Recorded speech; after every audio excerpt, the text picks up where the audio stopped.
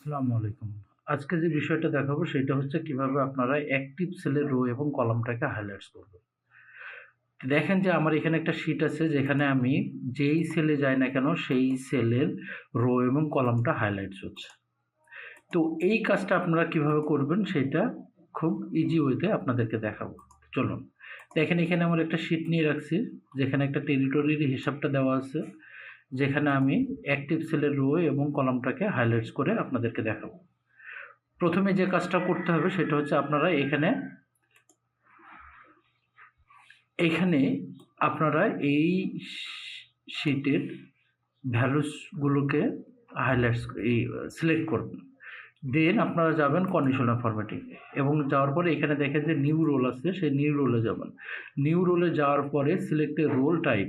আপনি এখানে use a formula to determine which cell to format, এখানে যাবেন। এখানে আপনি একটা ফর্মুলা দেবেন। কি ফর্মুলা দেখেন, or bracket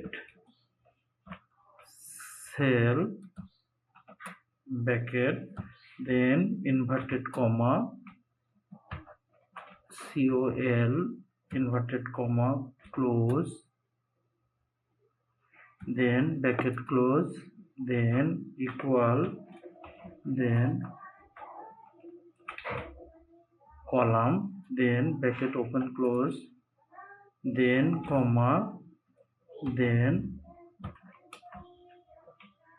cell then bracket then inverted comma then row inverted comma close then bracket close then equal and row then bracket open close and then finally bracket close।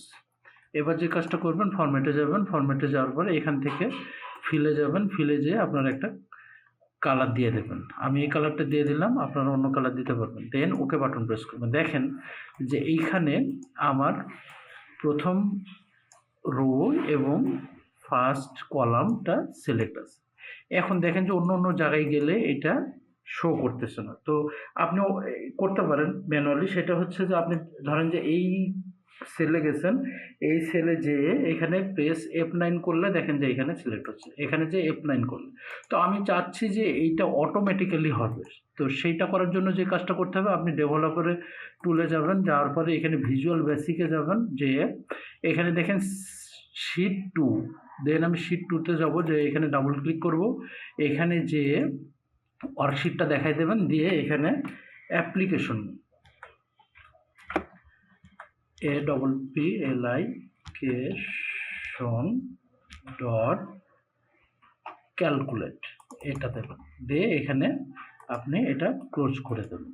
দিয়ে দেখেন যে আপনি যেখানেই যান না কেন, যে সেলেই যান না কেন, সেই সেলে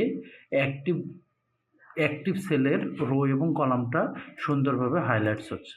সো আপনারা এই কাজটা সুন্দরভাবে করতে পারবেন। সেটা কি প্রেজেন্টেশনের ক্ষেত্রে এটা অনেক সুবিধা, কারণ আপনি যে সেলেই যাচ্ছেন না কেন সেই সেলের সেই রো এবং দেখেন যে এখানে পাংশার কি দেখেন যে এখানে জানুয়ারি থেকে জুলাই পর্যন্ত এই সেলটা দেখাচ্ছে এবং কোন মাসের এটা দেখেন আমি সেই মাসটাও এখানে শো করতেছে। সো এইটা আপনি খুব সুন্দরভাবে করতে পারবেন। সো ধন্যবাদ আপনাদের।